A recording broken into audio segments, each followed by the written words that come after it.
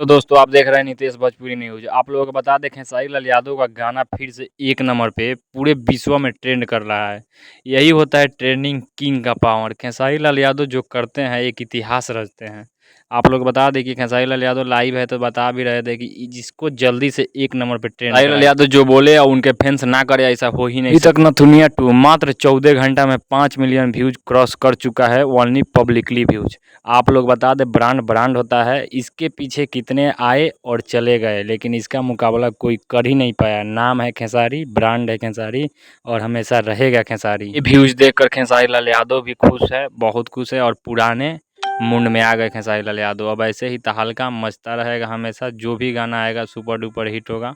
आप लोग super duper hit कराइएगा please. ये आपका क्या राय है इस गाने को लेकर, प्लीज़ एक छोटा सा कमेंट करके बताइए और इस गाने को कम से कम 24 घंटे में 10 मिलियन व्यूज़ क्रॉस कराइए, तभी पता लगेगा खेसारी तो नाम ही ब्रांड है और ब्रांड रहेगा, आजीवन ब्रांड रहेगा।